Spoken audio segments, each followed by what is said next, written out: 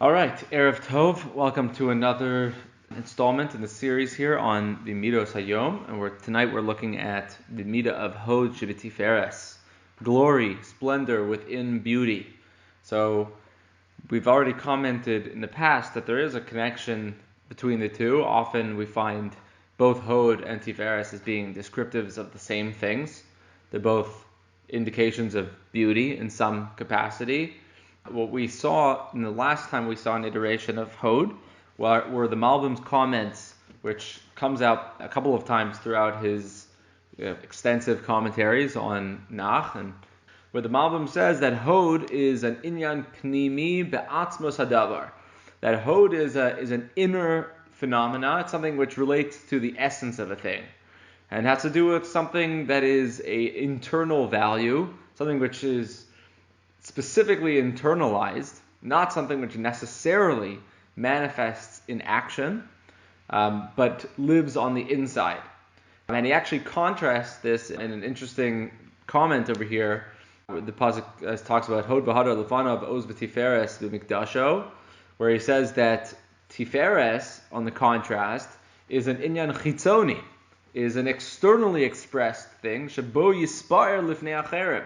We talk about to be mispa'er in the eyes of other people. To be beautified is specifically in the public sphere, interestingly enough.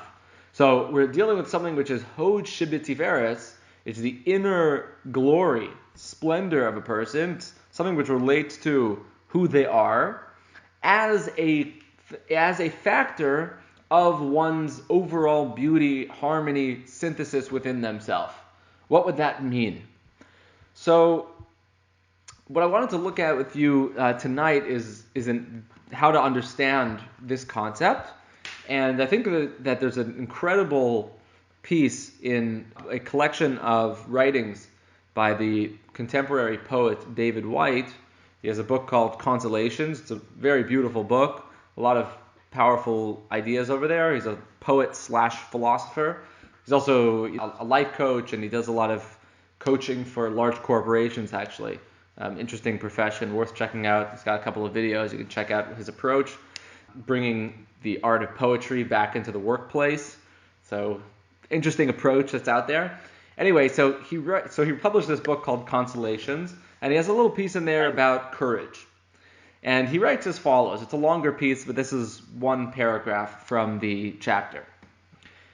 He says, "Courage is the measure of our heartfelt participation with life, with another, with a community, a work, a future. To be courageous is not necessarily to go anywhere or do anything, except to make conscious those things we already feel deeply, and then to live through the unending vulnerabilities of those consequences. To be courageous is to seat our feelings deeply in the body and in the world, to live up to and into the necessities of relationships that often already exist, with things we find we already care deeply about, a person, a future, a possibility in society, or with an unknown that begs us on and has always begged us on.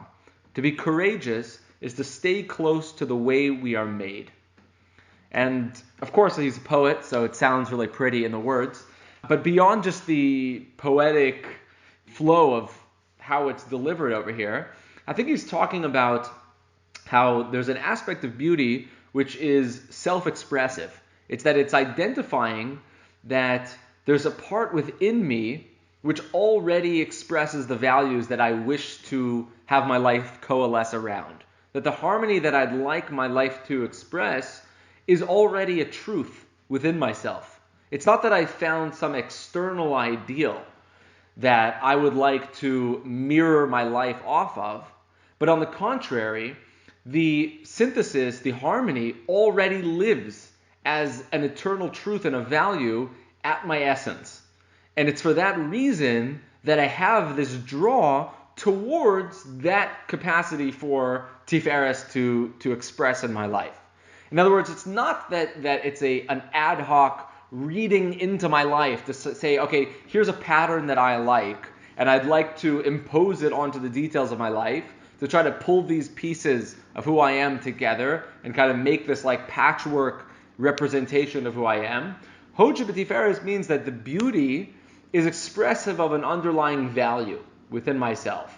To be courageous is to stay close to the way we are made. It's the sense that as he's describing, is to not go anywhere or do anything except to make conscious those things we already feel deeply. Be aware of the fact that you already have this feeling within yourself, this connection within yourself.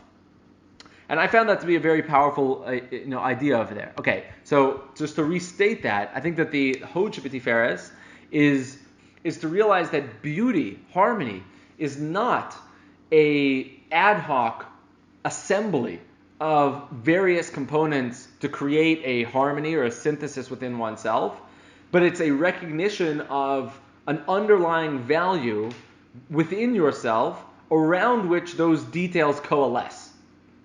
Okay, so it's recognizing that there is a hod, a inyan pnimi be'atzmut of yourself, a core concept within yourself, which is a truth, which is an eternal truth, and it's around those things that beauty finds itself.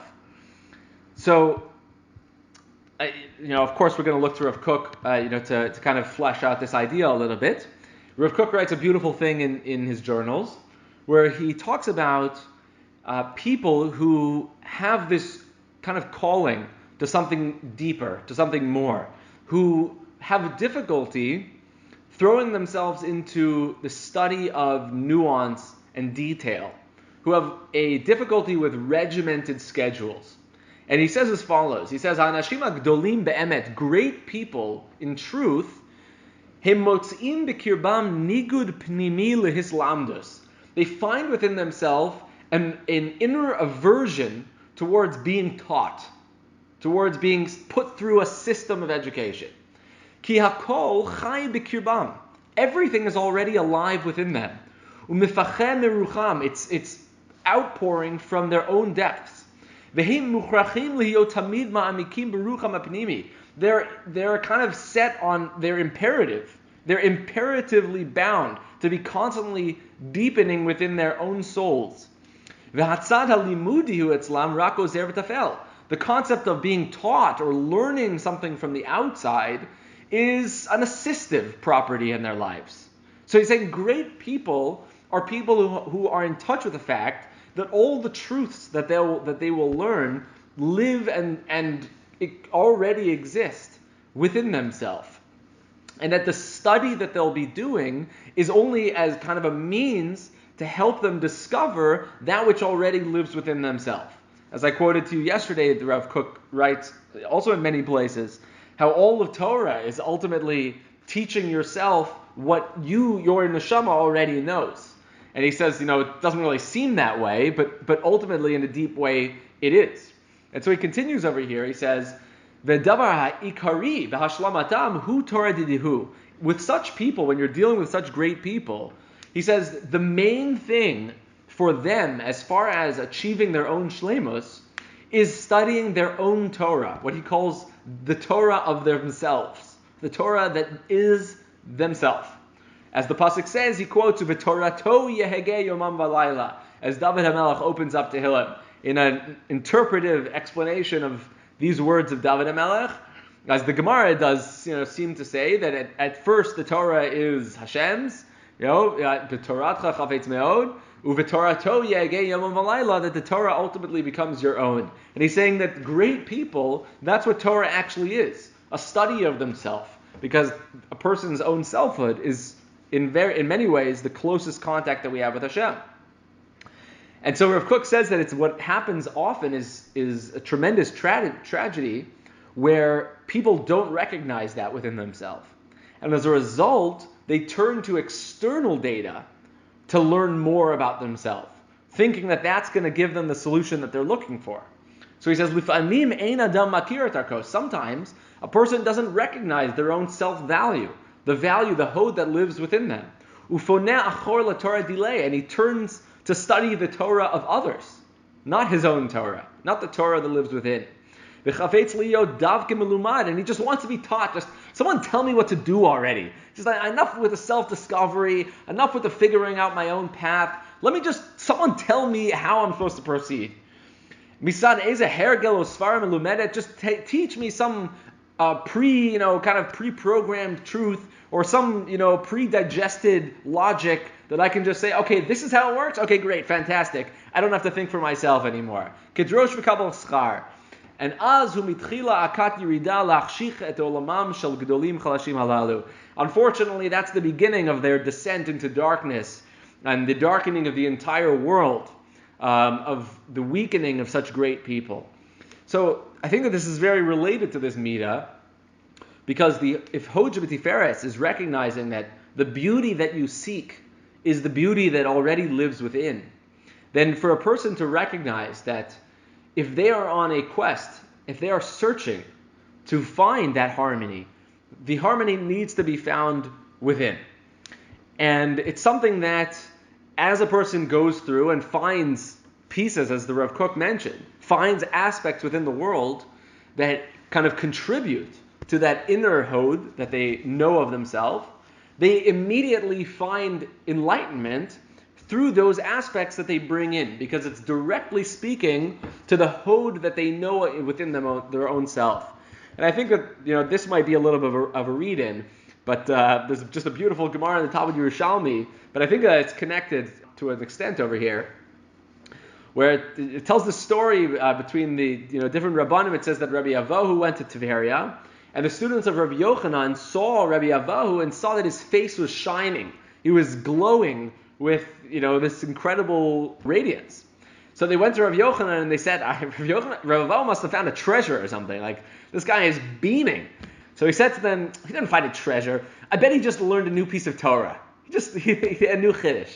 So they went to him and they said, have you learned anything new recently? And he said, yes, I just discovered an old Tosefta, an ancient Tosefta that I had never discovered before. Tosefta Atikta that he had found.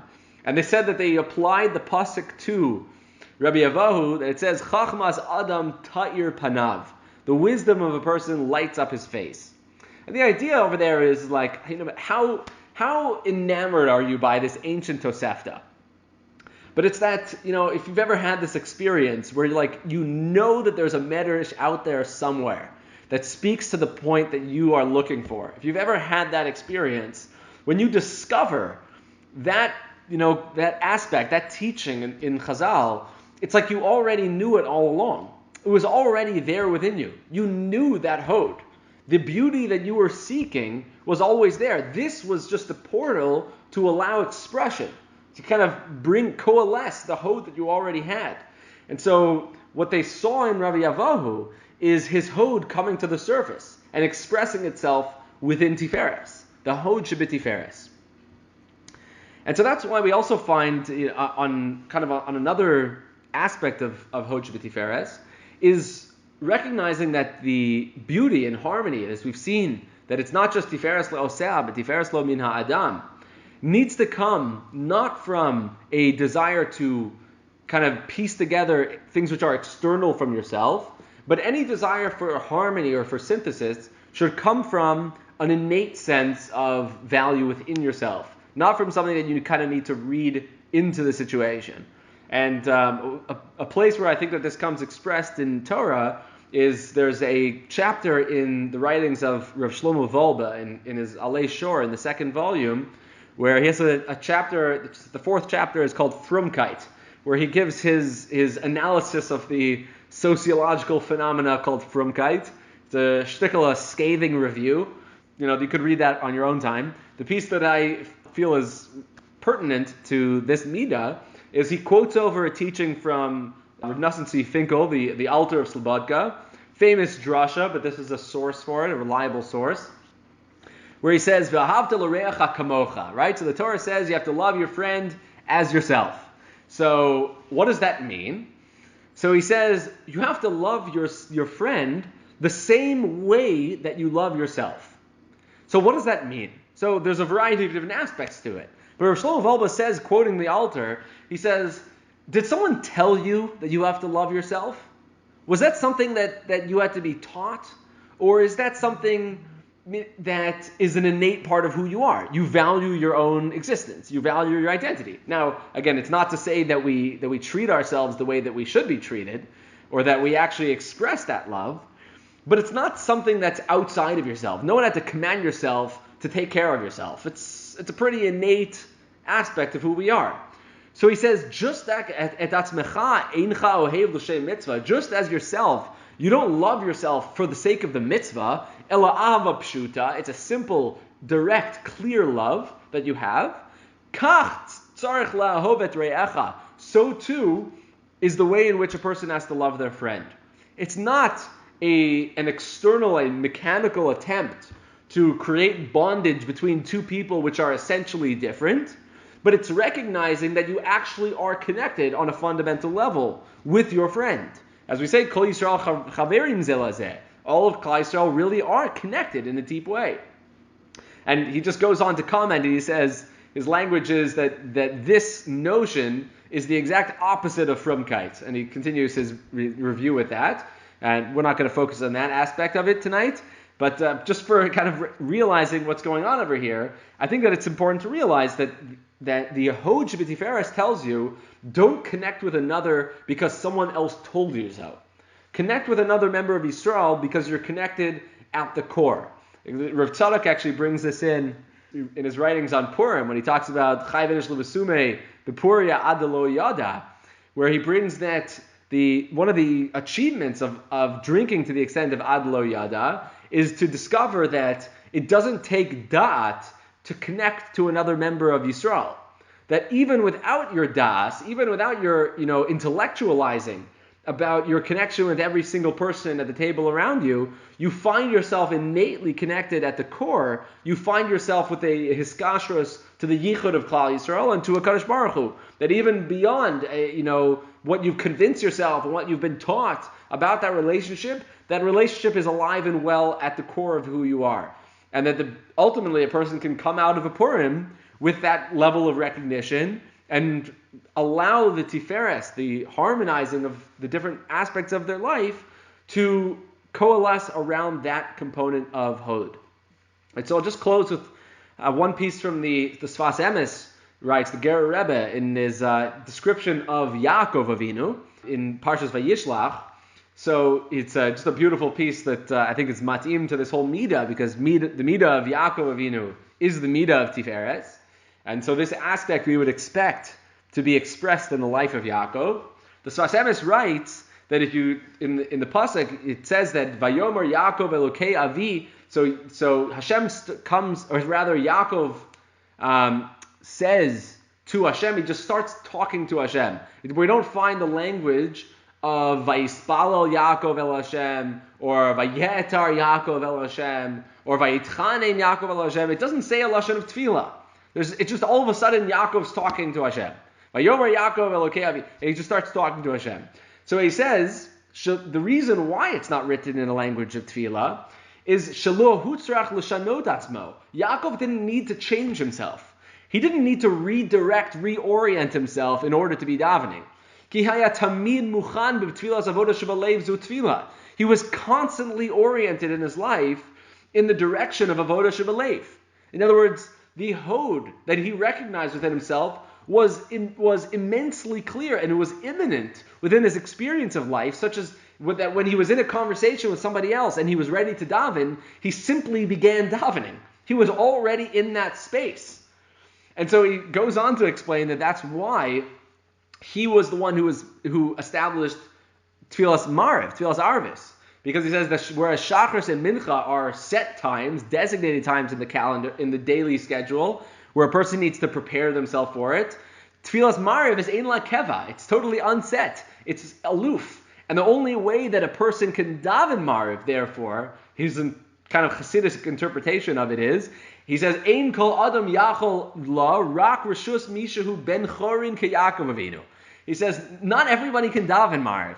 You have to be free enough, like Yaakov Avinu, to be able to daven Mariv.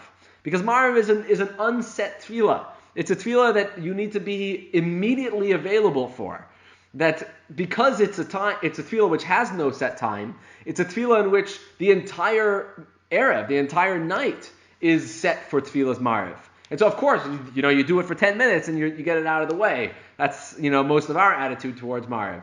But the way that Yaakov davened Mariv was that he was constantly oriented towards tefillah. And so he didn't need to kind of dig up, okay, here I am, I'm standing in front of Hashem, I'm over b'nei Shechina, this is Hashem, He loves me, He cares about me, this is the creator of the universe, wow, okay, Avram Yitzchak. He was there. He lived in that space. The hod that he had within himself was imminently part of his own Tiferes. And so therefore he was constantly able to be involved in Tfilas Maariv. And so that maybe that's a takeaway, that we should realize within ourselves that we don't have to convince ourselves the mitzvahs that we're doing and the relationships that we're building are a good thing. We don't have to remind ourselves, Hineni memuchan umezuma and lakaya mitzvah say shall fill in the blank. We can already realize that we live there, that it's already true within ourselves. Sure, sometimes we got to use the words, kind of wake it up, conjure it up within our minds. But don't fool yourself for a moment to think that it's not already there. Hod ShebeTiferet tells us that the splendor within beauty is that it already is true about you. That the place that you're looking to find within yourself is already there. The beauty has a place around which to coalesce. And that if we kind of recognize that, we see that it's part of who we are, we can Mir Tashem, first of all, daven in a completely different way, but possibly more important, we can find the ability within ourselves for Torah to truly be ours, to make Torah b'toraso yega yomim v'layla, and to realize that ein adam lo Torah elam makam shalibo chafetz, but that ultimately everything can be part of what your heart desires. If you recognize that all of Torah is speaking towards your own hod, the hod of your own beauty, then a person can open themselves to the broadest possible gamut of understanding the Tiferes of the world and understanding and connecting with the Tiferes of Torah in a profound way that doesn't only speak to the externals, but it caters directly to the truth that you find within yourself. So these are some thoughts for Hod ShebeTiferet. Thank you again for joining, sharing a few minutes with me as we explore the Midos, and take care, all the best.